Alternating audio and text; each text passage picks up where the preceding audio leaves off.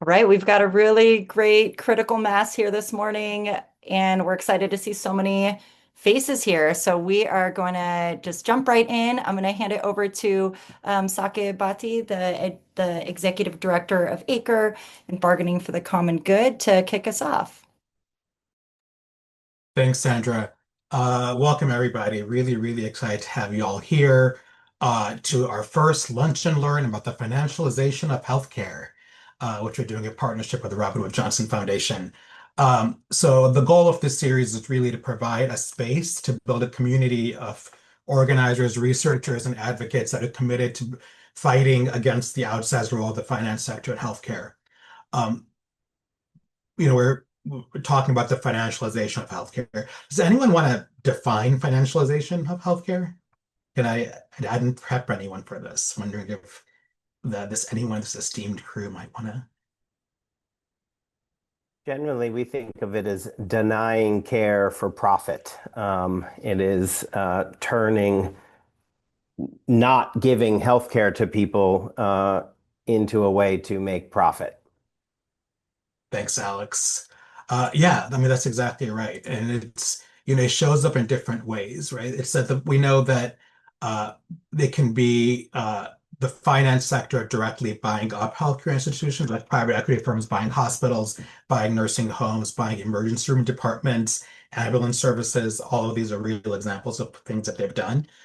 It can also be big like nonprofit healthcare systems or academic healthcare systems behaving more like real estate operations than healthcare providers because they're sort of gobbling up property and really focusing on expanding their real estate portfolio and growing their endowment rather than focusing on what's best for patient outcomes.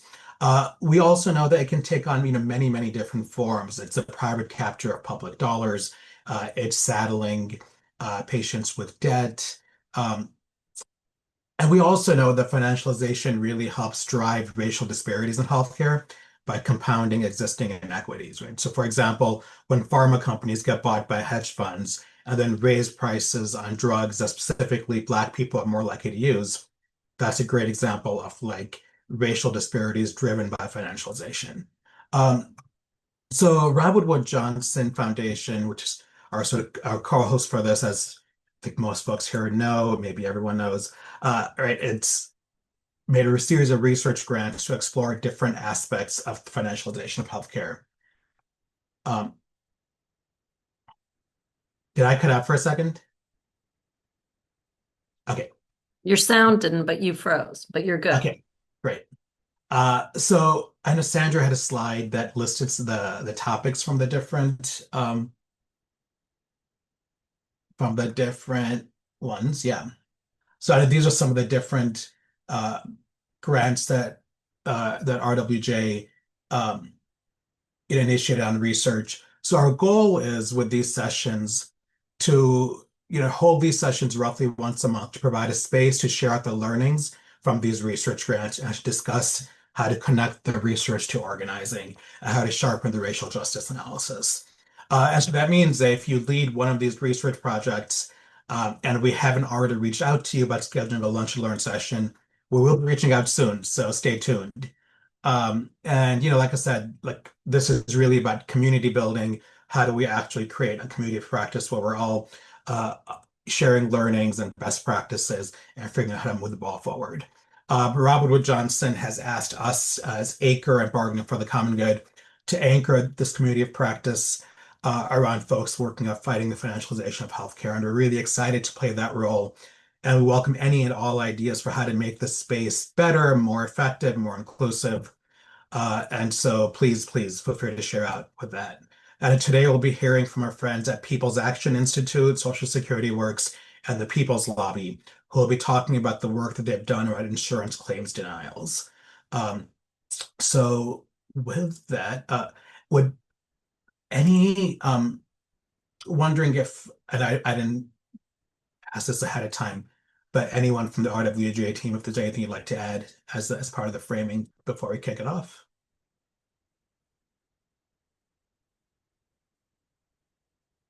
Okay, I'm guessing that's a no.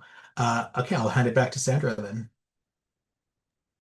Nice. Thanks, Sakib. And we're excited to see so many great faces. We know that y'all are joining today, but you're not just bringing yourselves, you're bringing your communities and your organizations and the work that you do. So it feels very full in this Zoom room. And just I'm Sandra. I'm the education director from Bargaining for the Common Good in Acre. If we haven't met, we're excited today to hear from some really seasoned researchers, organizers, leaders who are really radically transforming our healthcare system. I think a lot of the findings that we're going to hear validate what we already know and experience, that the healthcare system is just not working for most of us. So the insights really help us understand the systemic issues and, more importantly, a conversation about what we can do about it, how we can put this into practice. So we want to jump right in, but I want to first just give you a quick sense of our next hour and a half together. So we're going to be hearing about, as Saqib said, the barriers of coverage denials, the impacts of financialization in Medicare and private health insurance. So we're going to have really two main parts. We're going to first hear from the incredible crew with People's Action and the People's Lobby about their research. And then we're going to open it up for questions for them. And then we're going to transition over to hear from Social Security Works and some ways they're putting their work into practice as well. And then again, open it up for questions. And then after that, we're going to have a broader discussion, hopefully hear about the work that y'all are moving and kind of put them in conversation together. So without further ado, I'm going to announce our first speakers. So we're going to be hearing from three really incredible folks. We're going to be hearing from Ija Niemer Honorud, who is a senior strategist from People's Action Institute. Ija came back to People's Action Institute in 2020 and joined the Healthcare for All campaign team. They first started organizing as a student leader, developed through People's Action Institute affiliate, People's Lobby in Chicago, and they co-founded Student Action. And over the last 5 years, they've strengthened the Healthcare for All cohort. They've led in building the national strategy and the Care Over Cost campaign. We're also going to be hearing from Kate Lujan Redling, who is the board chair from the People's Lobby. She's the coordinator from the National Appeals Team and the Care Over Cost campaign. She's an experienced community leader, organizer, coalition builder, and outreach specialist. She's a strong advocate for healthcare access, environmental justice, educational reform, and is really passionate about creating equitable communities through collaboration with transparent decision making. And finally, we'll also be hearing from Brandon Williford, who is an organizer with People's Lobby. He was born and raised on the south side of Milwaukee, Wisconsin. He supported J.B. Pritzker's reelection campaign. He's been advocating for reproductive rights and healthcare really ever since. So we're so fortunate to bring this group together. They're going to be digging into a lot of really exciting stuff. We're going to ask you to hold your questions until the end. Maybe get them ready to fire up in the chat, but we want to be able to focus on what the speakers are saying right now, and then we'll open it up for questions either by show of hands or to drop them in the chat. So we're excited to hear and jump right in. Great. Thank you, Sandra. We're very glad to be here and be able to talk with all of you. We can start by just introducing our organizations a little bit. People's Action Institute, we're a national network of community organizations who focus on economic and racial justice. We've got about 44 affiliates across 30 states, all doing different but kind of unified work, I would say. And People's Lobby is one of our great affiliates, and I'll let Kate say a little bit about them. Thanks, Aija. And thanks for that introduction, Sandra. That was great. I use she, her pronouns. That's the only thing I would add. And People's Lobby is a member base building organization in the greater Chicagoland area, focused on, in my work, on healthcare, but a number of issue campaigns, as well as organizing geographically throughout Chicago and primarily the collar counties around Cook County. Awesome. So I'll talk a little bit about some of the research that we have done, and shout out to Mike Gardner, who's on this call somewhere. He's the researcher who did all of the data analysis stuff behind this, beside what I'm going to be presenting. So he's great. He'll be available to answer some questions too. I'm going to share my screen. We've got some research we're going to present, and then Kate and Brandon are going to talk about organizing implications. Um, okay. Everybody see that okay? Great. So we did research for this project looking at claim denials data in New York State. And this comes out of ongoing campaign work that we've been doing, our Care Over Cost campaign the last few years, which is really focused on care denials, claim and prior authorization denials, which I'll talk about more in a minute. We had seen data a few years ago that this was a really widespread problem, and we started asking our folks about it. And across our network, we were hearing from people who had insurance and still couldn't get the care they needed. And that's really where this campaign came from.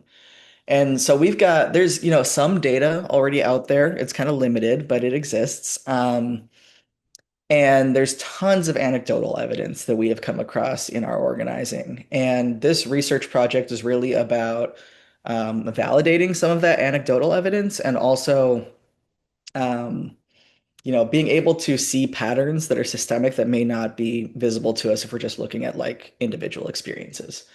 So we looked at New York State because we wanted an in-depth case study, and we also wanted to look at a state that has a good amount of data publicly available. New York State does better than most. So I'm going to get into it here. For those who don't know, a care denial, there's two types. There are claim denials where you and your healthcare provider agree that you need some kind of treatment. You have insurance, so you figure or hope, okay, they'll pay for it. You go ahead and get the treatment, and then when insurance is billed, they refuse to pay. So you, or in some cases, your healthcare provider, like if you're on Medicaid, um, y'all are left on the hook to pay for it. The insurance company is not. Prior authorization denials are the same thing, but in this case, it happens before the treatment. So you and your provider decide that you need some kind of treatment. You submit a prior authorization request to the insurance company. In many cases, you can't get a treatment without this happening. Like the provider won't even do it unless they know insurance will pay for it because it's so expensive in a lot of cases. So you put in the request, and then the insurance comes back saying, no, like I know you and your doctor said that you need this, but we're not going to cover it. And then you're left without the treatment. You might submit an appeal, but as we'll talk about, appeals are very time consuming, very convoluted, difficult to navigate, and the vast majority of denials are not appealed. I believe we have, oh, okay. And I wanted to just talk a little bit, like most folks are going to experience a claim denial at some point in their lives. I've dealt with a few. I think probably many folks on this call have dealt with a few. Most recent example for me was when I was trying to start gender affirming care, hormone replacement therapy. I'd finally, after like years of thinking about it, decided I wanted to start testosterone. And my therapist agreed, and we're like, okay, we're gonna move ahead.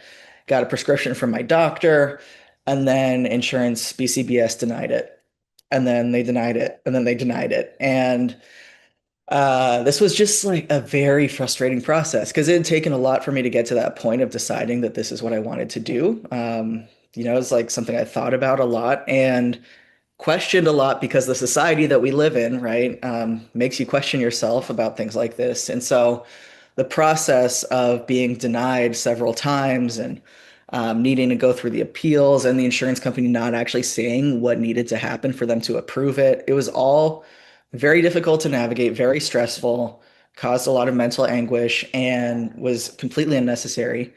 If I was anybody else who doesn't do this work, chances are I would have given up.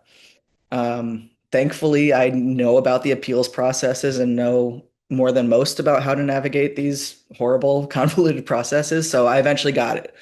Um, but that's just one example of many, many, many. I want to ask y'all on this call if you or a loved one have ever experienced a care denial. Go ahead and drop an emoji in chat if that is the case.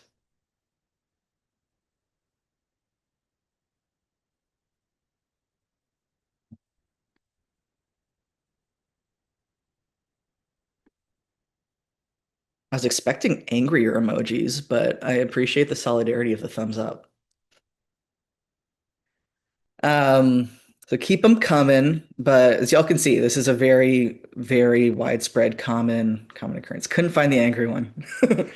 Um, so we've got some polls that we're going to go into in a minute, but this is like very wonky stuff, but I think it's really important for us to remember that at the heart of it, all these numbers we're talking about are human beings. They're people in our communities who need care, right? Like need care in order to be able to live, need care in order to be able to live with dignity, um, to be able to like have autonomy in their body. There's so much basic fundamental stuff about our humanity that is denied through these denials, and that's what these numbers represent.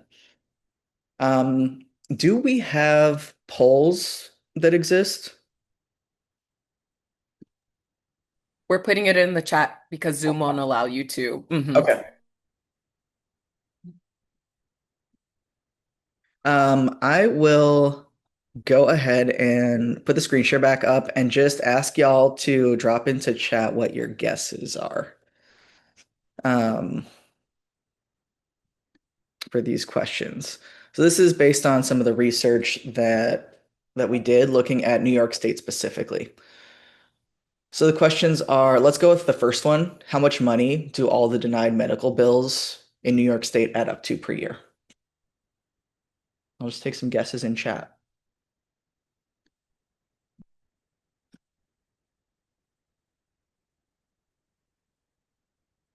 All right, let's see. Gotta be in the millions. 10 billion, 1 billion, 4 billion, 200 million, 1 billion, definitely in the billions. Okay, 1 billion, 2 billion.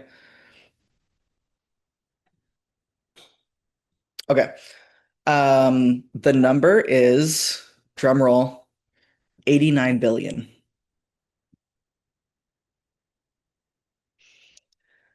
Yeah, crazy high number. And that's just for New York.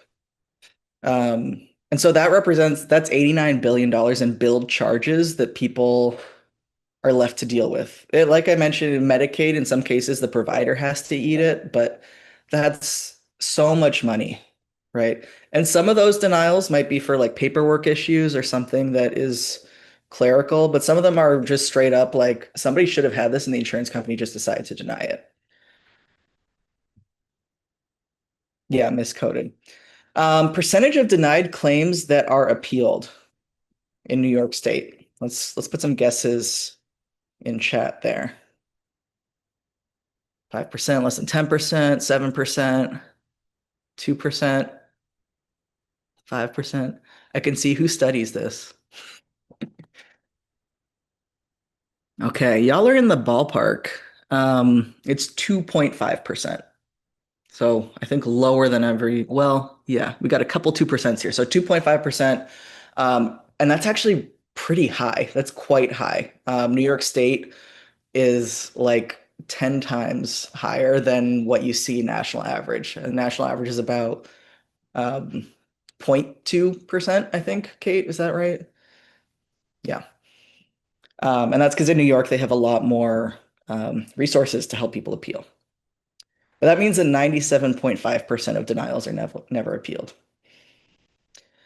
And then lastly, what percentage of denied claims are overturned when they are brought to a third party for external review? So in this case, they have been appealed to the insurance company. The insurance company said, nope, this is right. We're not going to pay for it. And then it goes to a third party to review.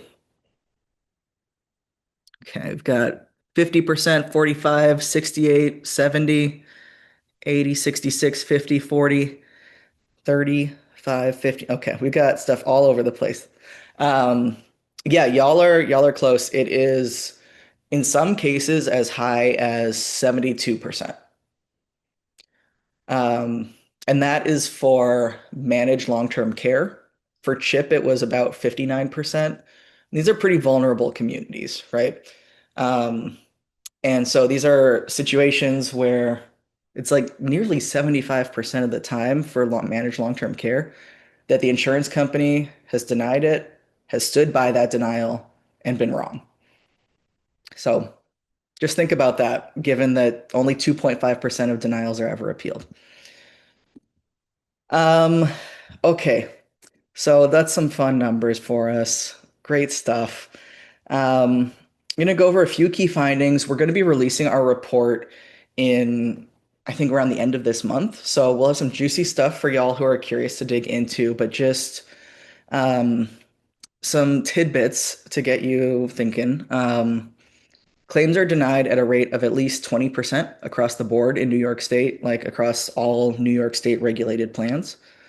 Um, and that $89 billion we talked about represents 59 million claims that are denied per year in New York. Despite appeals being so low at 2.5%, the appeals process, like we've been talking about, it shifts responsibility actually for tens of billions of dollars in charges that initially land on patients and providers over to insurers. So it begs the question, how much money are patients and providers losing and insurers gaining through denials, given that only 97.5% of denied claims are ever appealed? Insurers are denying many claims inappropriately and upholding those denials when appealed. So like we talked about, it's as high as 72% for some populations that denials are overturned on external review. Some populations get denied claims overturned on external review at much higher rates than others, pointing to equity issues. So, for example, treatments for autism, substance use disorder, cancer, those were some types of treatments, targeting particular populations that were getting much higher external review overturns, meaning that they were initially adjudicated incorrectly by the insurance company. And the value of claims that are overturned on internal appeal is higher on average than the value of claim denials that were upheld. This is a little bit complicated, and Mike can talk about it more if y'all are curious, but like basically what we're looking at is the insurance companies are potentially denying claims that are more expensive, knowing that they can overturn them later if somebody bothers to appeal. That is what it seems like. And then finally, there are significant gaps in the data, particularly when it comes to race and other demographics. And these gaps make it impossible to track issues like racial equity at a systemic level. Thankfully, that data is available for Medicare, Medicare Advantage, and Alex and others are going to be talking about that in the next presentation. But looking at things like Medicaid, ACA plans, et cetera, that data is not available. That is what we've got for the data. And I think from there, I'm going to pass it over to Kate and Brandon. Thank you so much, Aja. And it's such a great setup to hear all of that and to have the understanding that our partnership with a national organization is so important to have access to this type of research. So what I want to talk about is the fact that I started the healthcare task force less than 2 years ago, and it's actually out of having been at a national leadership training that People's Action provides, where I learned about the Care Over Cost campaign and was like, these things happened to me and my family. And I was going to go, yell at a building by myself. Not so effective.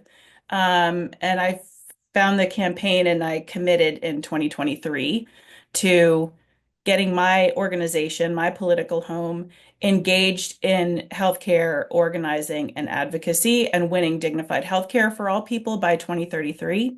So every opportunity I have to put that timeline in the universe, I do because, we're coming up on that, I feel like. Our partnership with a national organization has also is a big piece of why we were able to scale up so quickly. So I like to say that the healthcare task force is the strongest piece of our organizing, but that's what I do all day, every day. So of course it feels that way.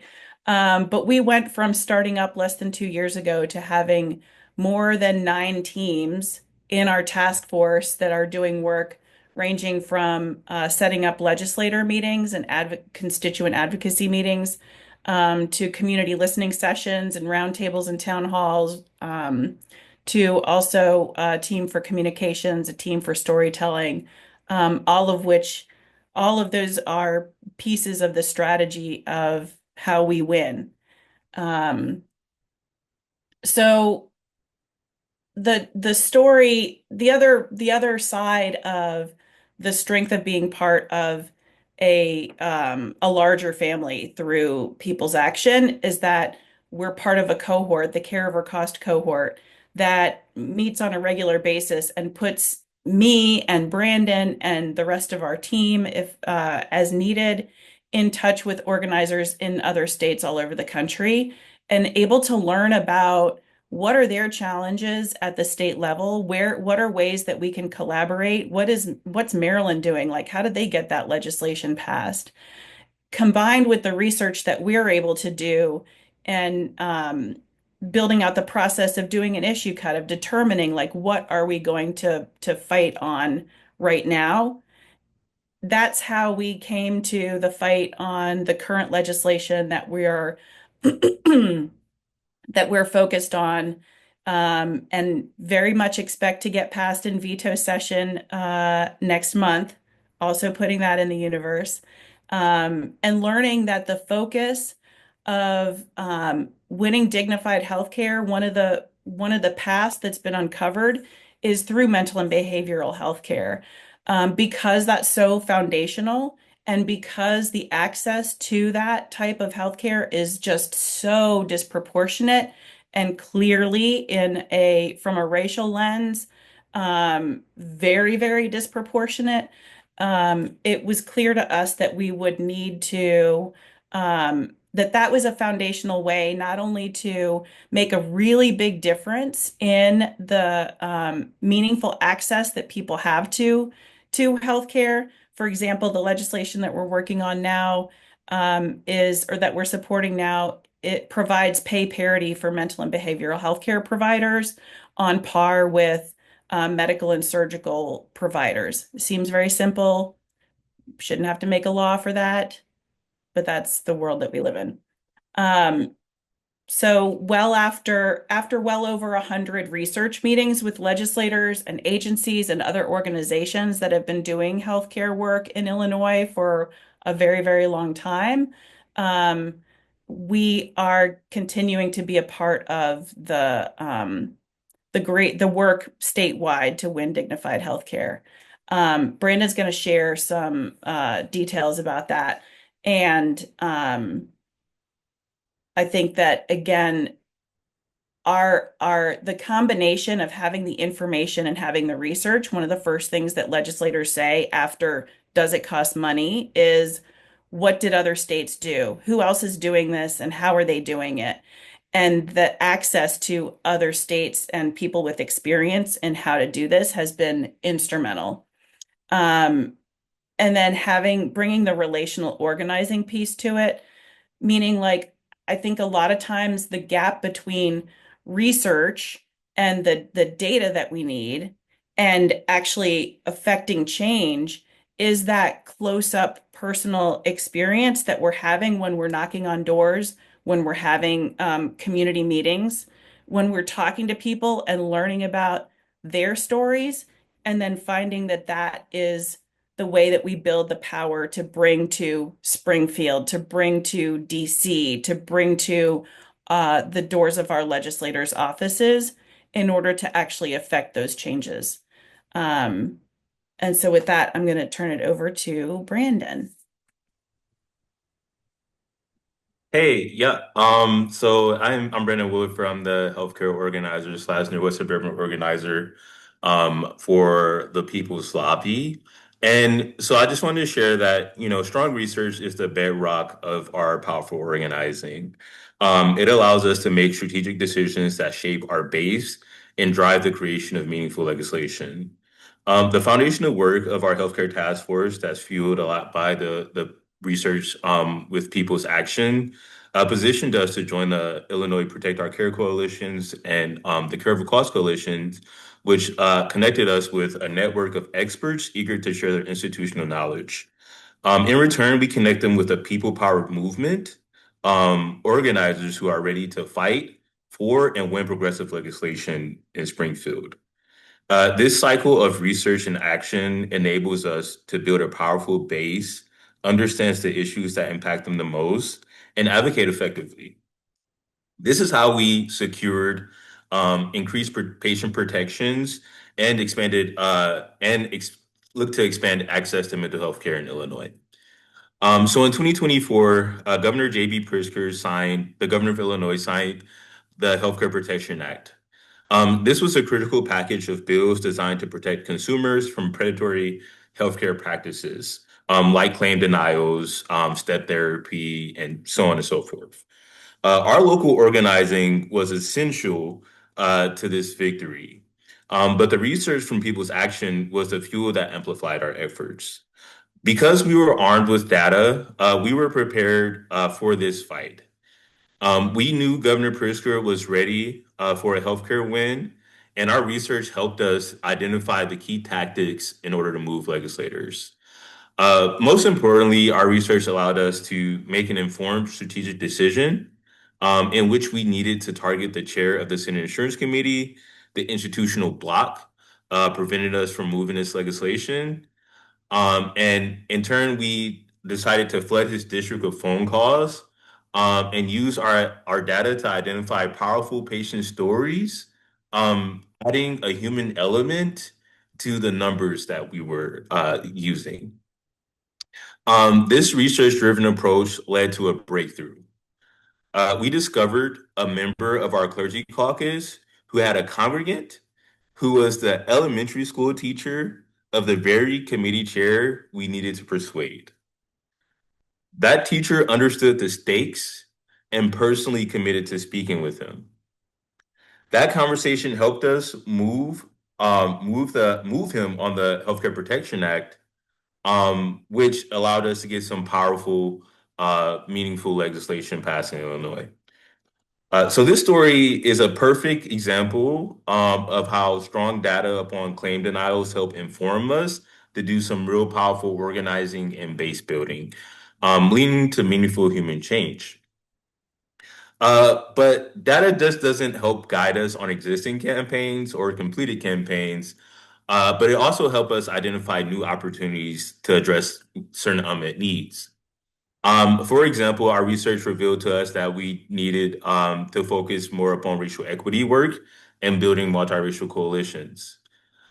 Through conversations with key stakeholders, we identified a severe gap in between addressing men's mental health, specifically for Black and Brown men in particular. This ties on to some of the things that we talked about earlier, in which the data that we need for racial equity work. So as the healthcare task force organizer for the People's Lobby, I am now committed to closing this gap. So our research showed us that through a lack of cultural competency, particularly around the stigma of mental health, this serves as like a primary barrier to getting access. So in response to this, I am working to host a series of discussion spaces for Black and Brown men in the near western suburbs of Chicago. This initiative is not only an opportunity to provide direct access to mental health resources, but it also served as a way, again, to provide some more qualitative data or some more stories around the racial equity that's happening within progressive spaces. So much of this work would not have been possible without the foundational knowledge that we gained from analyzing claim denials, which sparked a lot of these vital campaigns. So being able to make these informed decisions is what significantly amplifies the impact and the meaning of our work and allows us to build a multiracial coalition of healthcare activists in Illinois. With that, I'll kick it back to Kate. Thank you so much, Brandon. Yeah, I think I would just tie that together by saying that the ongoing relationship, not just with People's Action, but with other local affiliate organizations, has really let us reach into a lot of different communities, and the connection to the other cohort members of Care Over Cost has helped us also to have really effective conversations about what are the tactics, what are the ways that we can build the base and the community of people that is necessary to win these fights. And I hope there's some good questions later.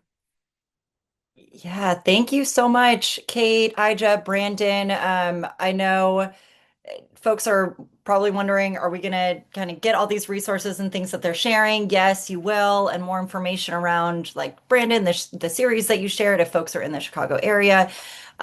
So we're really excited. I know there was so much to dig into, and we're excited to move to questions. So we're going to actually move to a gallery format so we can see everyone's faces. And we're going to open it up to questions, things that came up for any of the speakers or for the whole group. So I'm going to ask folks to just raise your hand if you have a question, and we'll take a couple questions at a time for folks to answer.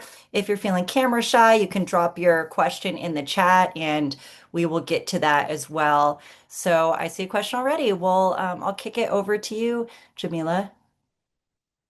Hi, everybody. I am being fast on the uptick here because I'll have to leave at 2. So I just want to make sure I get to ask a question. But first I'll say thank you for the great presentations. And it's great to see the kind of like data side of things getting, dug into on a deeper level in a specific place. And then great to see the way that the relationship between organizing and research is unfolding in this, case, which I think is a reflection of, the wonderful, I think, observations that Brandon made about the possibilities in those kinds of relationships. Of course, as a researcher, I'm biased, but that doesn't mean I'm not right. I always tell people just because I'm biased don't mean I'm wrong. So anyway, so I think this was really valuable. I have a few like observations and then maybe a question. I'll try to be super quick. One observation is the point you made towards the end of the presentation. Ija, am I getting it right? Okay. As someone whose name is frequently mispronounced, I really don't want to perpetrate the same thing. So let me know if I'm wrong. I wouldn't mind. The presentation was great, and it's awesome that you sent the slides. And I thought that those kinds of detailed data points are really important. I'm super curious to see how much of that and how we can model some of that same kind of data in other places so that we can make comparisons. And it may feel like if you're organizing from the context of Illinois or from New York or what have you, it may feel like the comparisons are not as useful because you're organizing in your place. But I think the question that it raises for me is what are the mechanisms that underlie that, and how might that give us ideas about what the levers are? So if it's better in some places than it is in others. But what I think is particularly good about New York as an example is it's probably better in New York than it is in most places, and it's still so bad. So that tells us something about where the ceiling is right now. And we don't even know how low the floor goes, right? So just curious how you all are thinking about putting this in the broader context of cross-national comparison. And then 2 other quick things, I promise. My version of quick is not usually quick, but I'm trying, I promise you all. The second thing is that I wonder about within state comparisons, like whether about whether there are differences across kind of provider, insurance company types, or differences across counties, and those things are going to be overlapping. But I'm just curious whether there's any leverage that we can get by like finding variation, like who's not doing so terribly and what's going on there versus where it's really going badly, and what can we learn there. So I just, that's some of the things that came to mind.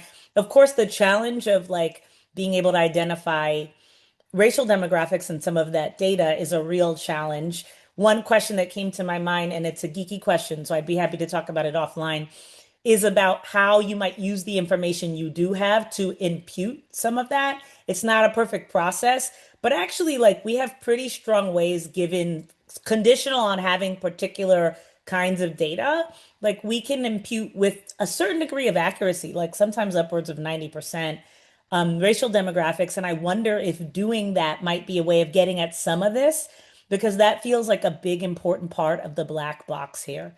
Last thing I'll say is I'm going to put some articles and things in the chat because I have a colleague at Pittsburgh, University of Pittsburgh. Her name is Miranda Yaver. I don't know if you all know Miranda, but she has a whole book coming out that's all about coverage denial and inequality. And I think is probably the national expert on this topic and is super wanting to work with organizers. I just met with her earlier this week and she was like, "Who do you know who's trying to change this?" So the fact that I'm here now feels like a little bit like kismet. So I'll put some info in the chat on that. Now I'm being quiet. Sorry, everybody. That's fantastic. We would love to connect with her. I appreciate all these questions. I think, Mike, I wonder if you're up for taking an initial stab because I feel like as the data analyst, you've got some more in-depth answers than I would. Sure, and apologies for no screen here. I'm just eating lunch. I really agree with all those points and think they're really important. Um, Maybe where to start, I was taking some notes actually. I think in terms of how low the floor goes, that's such an interesting point and something I would love to study more. We had been very interested initially in considering all sorts of different states potentially, and a big limitation was just which data we had access to, at least as far as we were aware. And perhaps not surprisingly, our understanding of the states where the floor might be lowest tend to be correlated with the states that don't collect or report any data. So there's sort of that complication. Um, but certainly very interested in that. Yeah, I think one mechanism maybe to understand that a little bit from a different sort of data is certain types of care. A lot of our work in this report was focused on inequitable barriers that are demonstrated by different types of care that people are seeking and the rates of denial and appeals sought for those different types of care.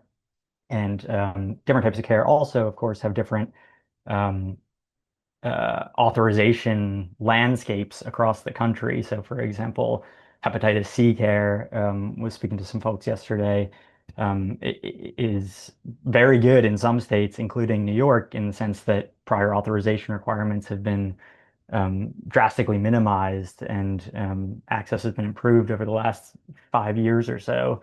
Whereas other states, New Jersey being one of them, still have really strict requirements for people accessing that type of care. So that might be an interesting angle.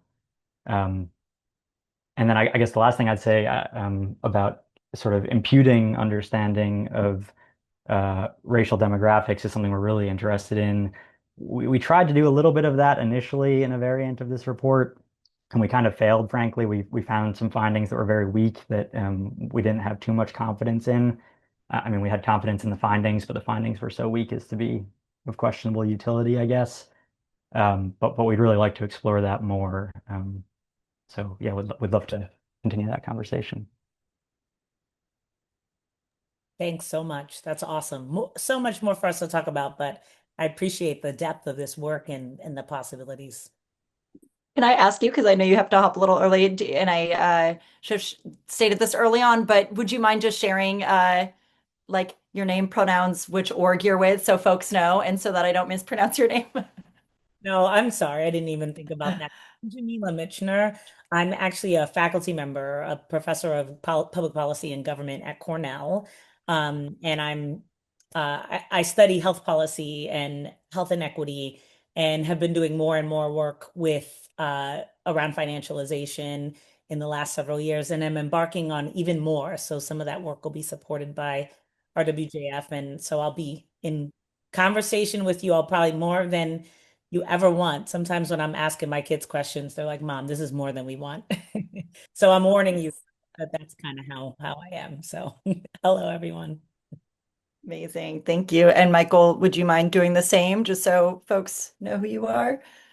Yes, absolutely. I'm Michael Gartner, he, him pronouns, and I'm with Perseus, which is an organization that helps people appeal wrongful health insurance denials. Great. And so I think our speakers may have more to share on that question, but before we turn it back over, is there another question that other questions folks want to ask?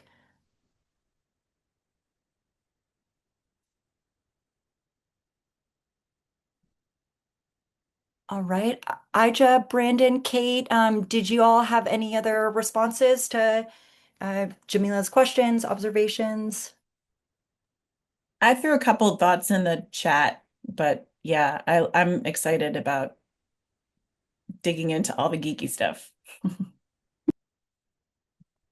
Great. Well, in that case, we'll keep it moving because we have a whole other exciting session next, and we will have more chance for questions. So we're so excited to also hear from very related to this work, our folks from Social Security Works talking about Medicare Advantage specifically and the impacts on Black and Brown communities, and then how folks are organizing on the ground. So very excited to introduce Alex Lawson, who is the executive director of Social Security Works, which is the convening member of the Strengthened Social Security Coalition, which is a coalition of over 340 national and state organizations representing over 50 million Americans.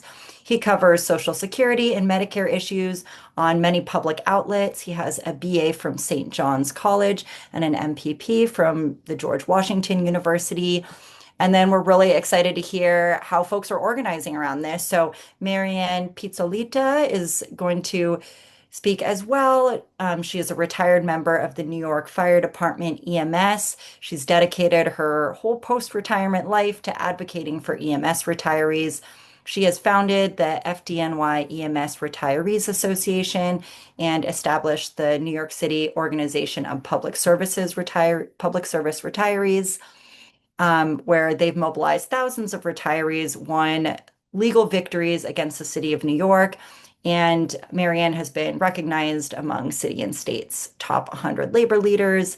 She's been celebrated as one of the women who go above and beyond. We're really excited to hear from Alex and Marianne. Thank you so much.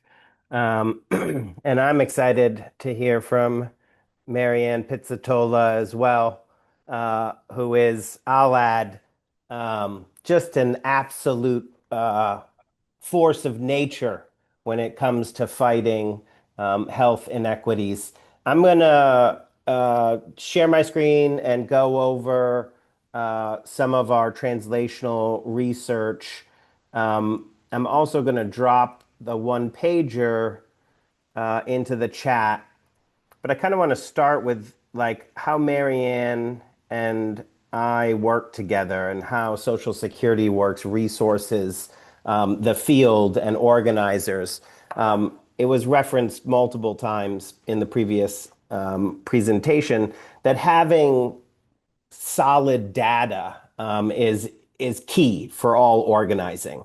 And sometimes organizers, people on the ground, especially those who are affected by the policies, they're not policy experts, right? Sometimes they find themselves in what we're doing because something annoying or terrible has happened. They don't want to be dealing with delays and denials or being forced onto a Medicare Advantage plan.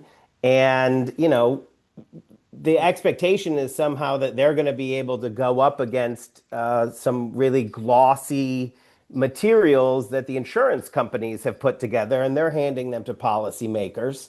And it's not a fair match.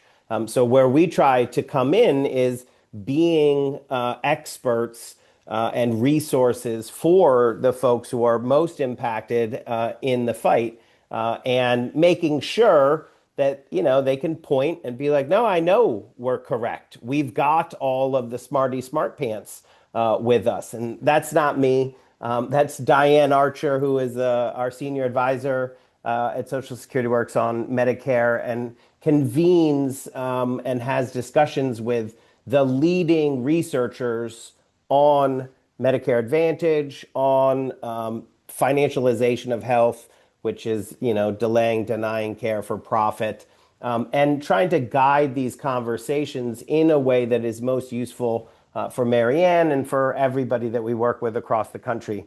So I'm going to show you now, if I can share my screen. So this is the one pager, and we take this document and reformat it in a whole host of ways, or take slices of it in giving it to our grassroots so that they can use it in the way that's most effective. And I want to show you how it was created. Is in direct opposition to an email that was sent to policymakers uh, from an insurance industry lobbyist. And this insurance industry lobbyist and I were talking to an office, and I was telling them, hey, Medicare Advantage is about as bad for Black, brown, and poor communities as you can get.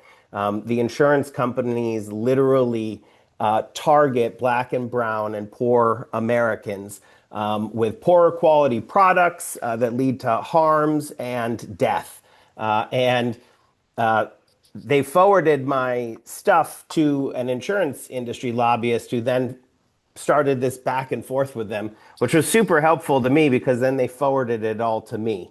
And so this is exactly what we are up against when we're talking and educating policymakers, or when Marianne is bringing her members in to talk to state and city officials, or in the legal battles, having the backup.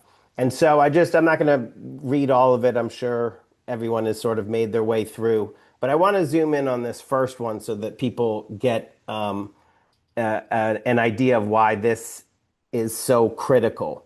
What we found is that people of good faith who still supported Medicare Advantage really, this is on the Hill and in state governments and in some labor organizations, and just generally like the people who aren't, they're not hacks for insurance.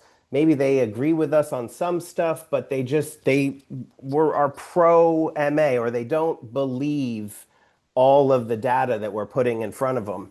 And this first study, I think, is really important to note. The lead author is Eva DeGoff, who up until last year was Senator Ron Wyden's chief health staffer. So extremely important in guiding and understanding, for the chair at the time of finance.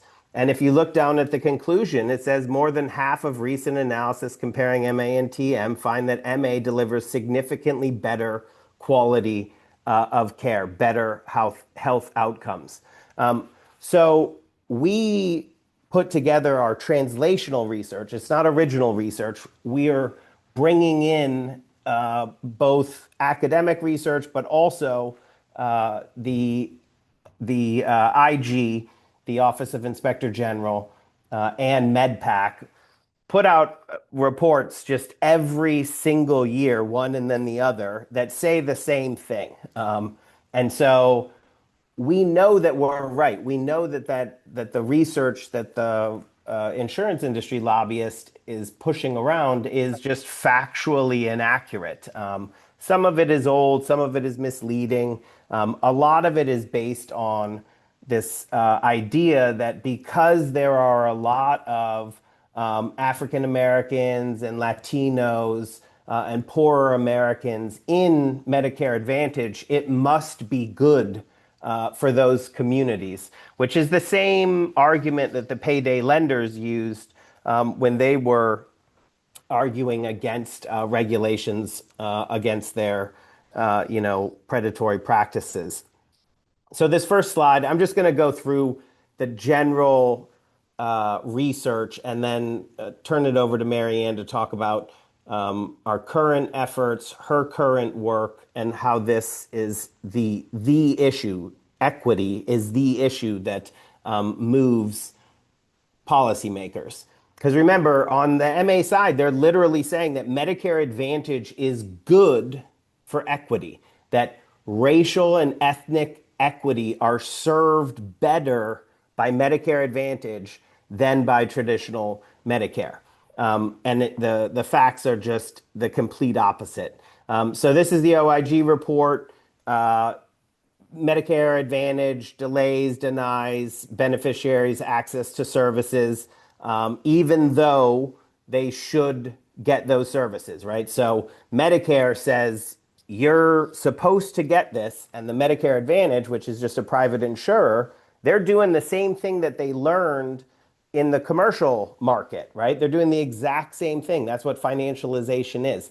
They know that if they deny people care, most people are going to just accept it. They're going to be like, oh, I guess I don't get it, without thinking through, whether that's true or not. And we know from the reversals that, in fact, most of the majority of the time, it's not true.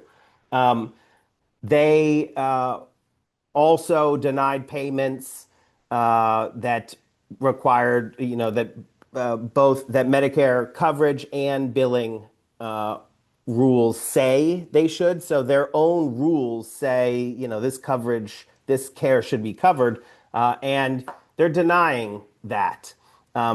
Denied requests that meet Medicare coverage rules may prevent or delay beneficiaries from receiving medically necessary care. And I've sort of highlighted what I want everyone to get to, and what we're trying to get policymakers to see is that what this is all about is life and death. That this is not at all about numbers in a ledger. This is about tens of thousands of lives lost per year due to insurance profiteering. So this is a NBER study. And I dropped the one pager. It has all the links to everything in here. All I'm doing is going through the studies that are in the one pager. But the key takeaway, which I should have bolded, this is our unifying thesis, and also the line that gets gasps from audiences of policymakers and decision makers is number 3, that moving beneficiaries out of the bottom 5% of performing Medicare Advantage plans could save tens of thousands of lives each year. It's their word, elderly. I would have said lives.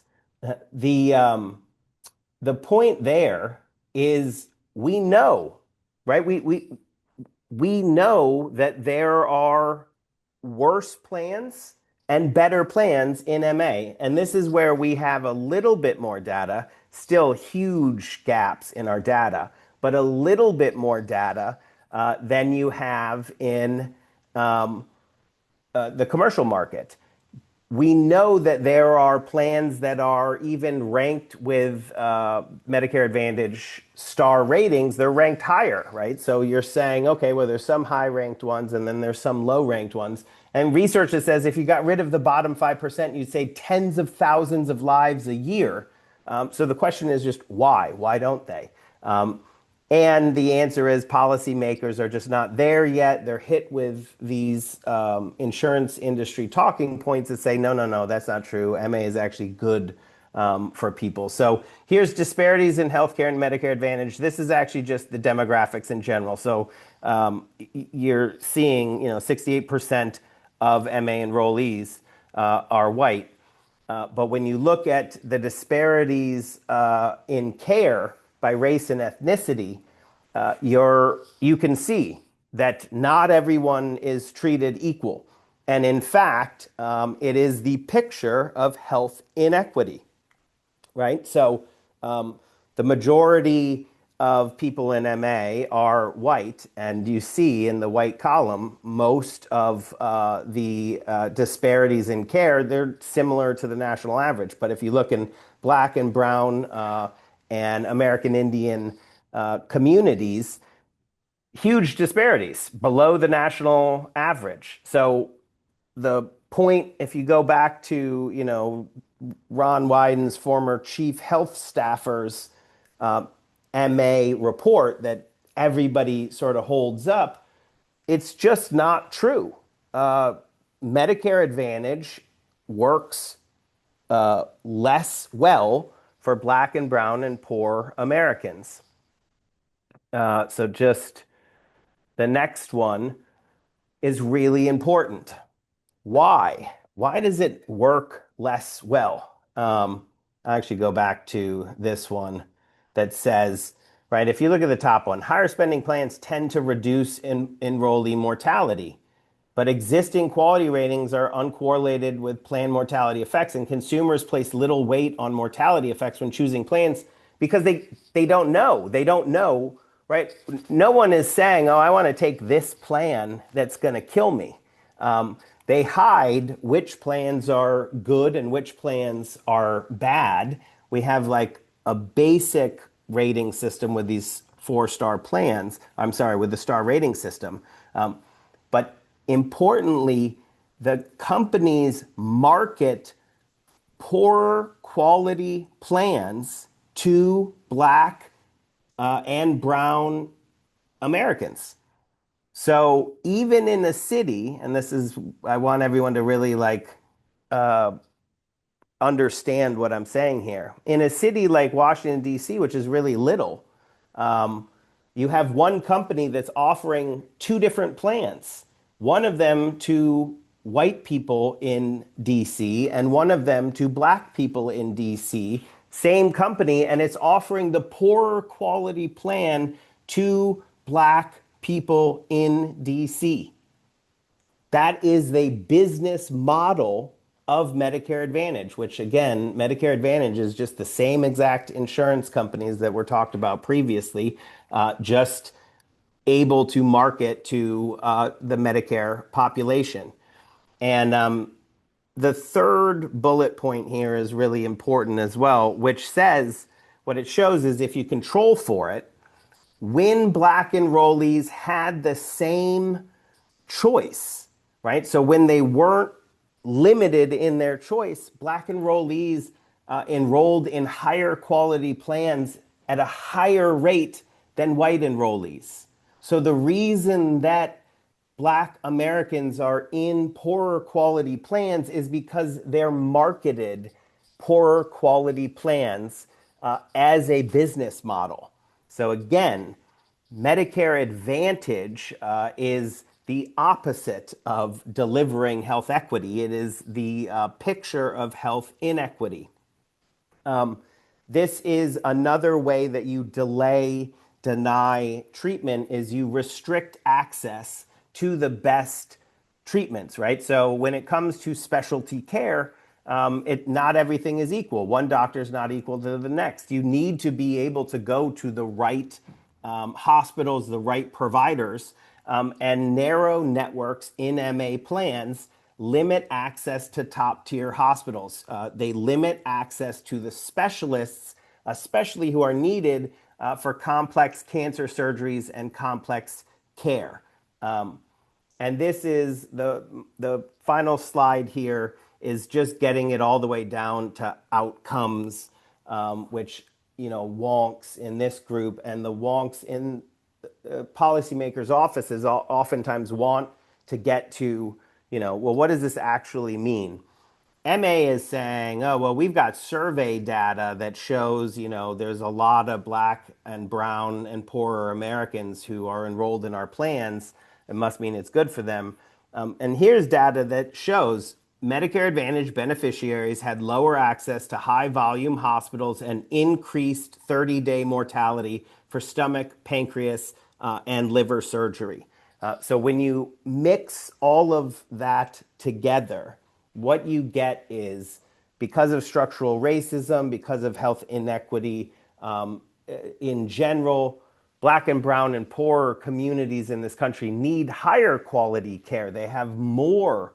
They have more need for high quality providers. They have more need for cancer care. And not only are they not getting that, they're actively marketed plans that limit the doctors they can go to, that delay and deny care that even their own rules say they should get.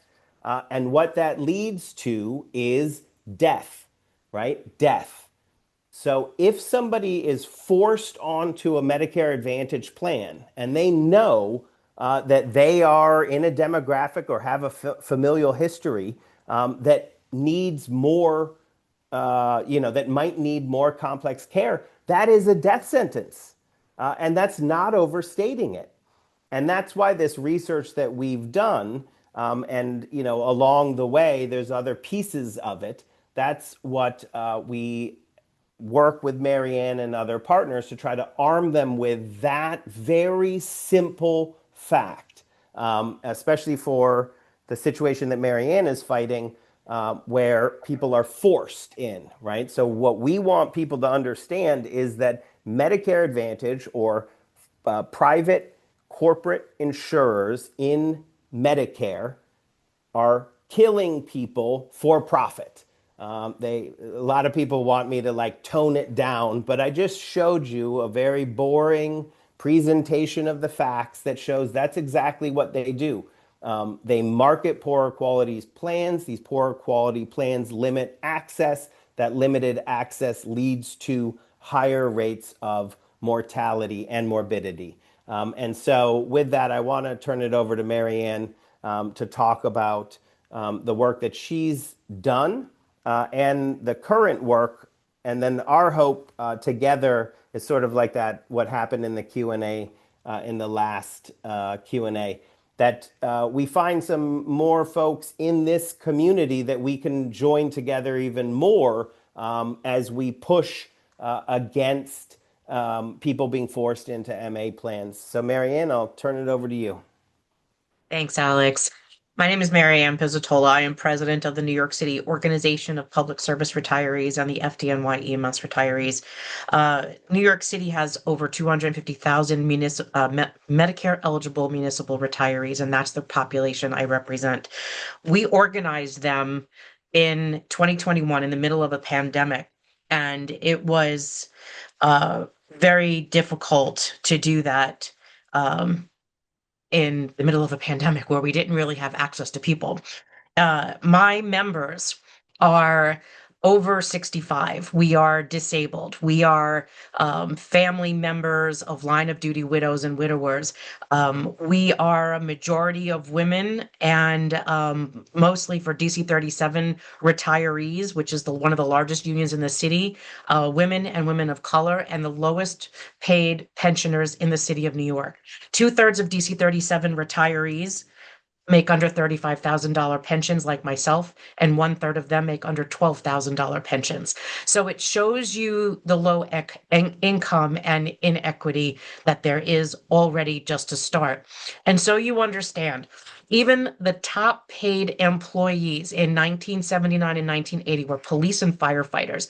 Top pay at that time was $15,000 for a police or firefighter. If they take a 50% pension at the time, today their pensions are only $26,500. So we are at that lower income. The city of New York, in the middle of a pandemic, was trying to force us into Medicare Advantage plans. They were saying it was a savings to the city because the city, under statute, is required to provide our health care, to us, pay for our health benefits, our coverage to a certain point.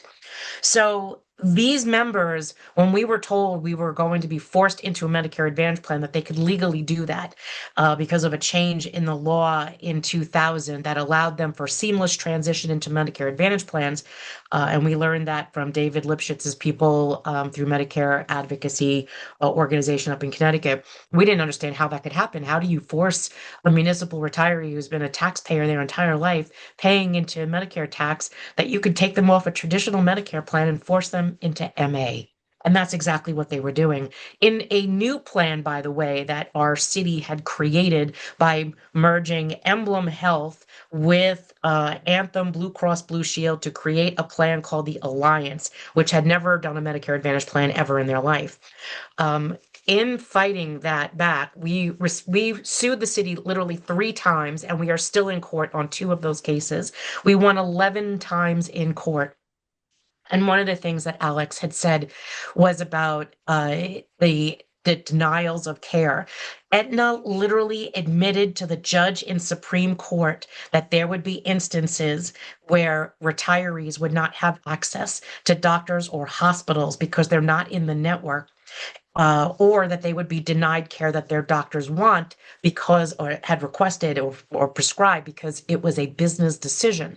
And the argument was an oral argument based upon a death of an Aetna woman, a woman that was on an Aetna plan that was seeking proton beam treatment for a cancer.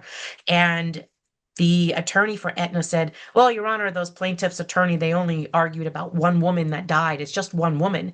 And the whole court was aghast because you have to remember, this was just coming out of the pandemic. It was like 23 when we had this first in-person court. All of our court arguments were on a Zoom.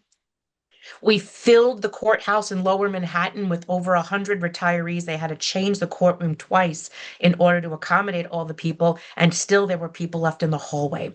When the lawyer for Aetna said this, that this was just a business decision, we were aghast. You could hear that audible, like, oh my God, like, how do you discount the life of one woman? And the judge's face cringed, and he said, sir, to this court, if one woman dies because of an insurance business decision, that's one woman too much. So he had literally put this in his decision to us about Aetna's admission in court. It was really breathtaking to hear. Knowing that our people who make a 10, 12, 20, 15, $30,000 pension are right now being forced into medical debt because when we were winning these cases, the city then decided to smack a $15 copay on us for every single service. And at the time they said it was per provider.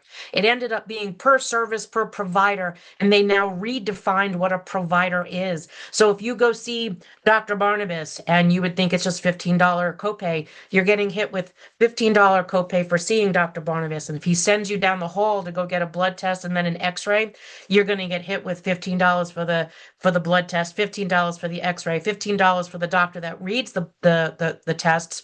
And then if your doctor is in a facility that is a hospital facility, you're now getting hit with a $15 facility charge simply because your doctor is in a hospital setting.